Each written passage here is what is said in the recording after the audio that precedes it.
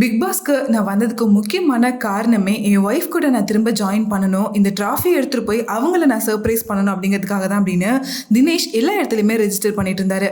ஆனால் அது சரியாக நடக்கலை அப்படின்னு பிக் பாஸ்லேருந்து வெளியில் வந்ததுக்கப்புறமா அவர் தொடர்ந்து ஃபீல் பண்ணிகிட்டே இருந்தார்.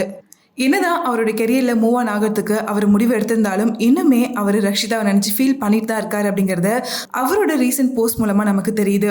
வேலண்டைன்ஸ் டே அன்னைக்கு எல்லாருக்கும் விஷ் பண்ணுறதுக்கான வீடியோவை அவர் ஷேர் பண்ணி வேலண்டைன்ஸ் டேக்கு என்ன ஸ்பெஷல் அப்படின்னு அவரோட ஃப்ரெண்டு கேட்க, வெறுப்பேற்றுற மாதிரி எந்த கேள்வி என்கிட்ட கேட்காத, என்னோட வாழ்க்கையில் தான் எந்த ஒரு சந்தோஷமும் நடக்கலை, ஆனால் மற்றவங்க வாழ்க்கையில் எல்லாமே நல்லா தான் நடக்கணும், வேலண்டைன்ஸ் டே அன்னைக்கு நான் அதை பண்ணுவேன் இதை பண்ணுவேன் அப்படின்னு பயங்கரமான ப்ராமிஸ்லாம் பண்ணி நிறைய உருட்டுவாங்க. ஆனால் தயவு செஞ்சு பண்ணுற ப்ராமிஸ் எல்லாத்தையும் பிரேக் பண்ணாமல் அதை கடைப்பிடிக்கிறதுக்கு ட்ரை பண்ணுங்க அப்படின்னு சொல்லியிருக்காரு.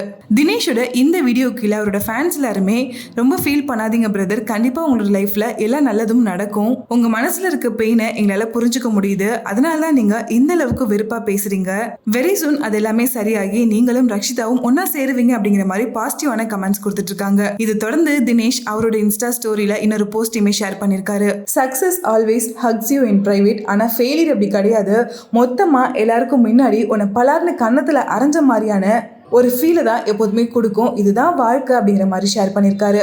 பிக் பாஸ் சீசன் 7ல் வைல்ட் கார்டு கண்டஸ்டண்ட்டாக என்ட்ரி கொடுத்து ஒரு டஃப்பான காம்படிஷன் கொடுத்து ஃபைனல்ஸ் வரைக்குமே வந்திருந்த தினேஷ் எப்படியாச்சும் அந்த ட்ராஃபியை வின் பண்ணி அதை நான் என்னோட ஒய்ஃபுக்கு டெடிகேட் பண்ணி எங்களோட லைஃப்பை நாங்கள் திரும்ப ஹாப்பியாக ஸ்டார்ட் பண்ணணும் அப்படிங்கிற அந்த மோட்டிவோட ரொம்பவே அவர் முயற்சி பண்ணாரு. ஆனால் வெளியில் வந்ததுக்கு அப்புறமா ரக்ஷிதா இன்னுமே அதே மைண்ட் செட்டு தான் இருக்காங்க, சொல்லப்போனால் இன்னும் பேக்கில் தான் அவங்க போயிருக்காங்க, என் கூட சேர்றதுக்கான வாய்ப்பே இல்லை அப்படிங்கிற மாதிரி நிறைய இடத்துல அவர் சொல்லி ஃபீல் பண்ணிட்டு இருந்தாரு.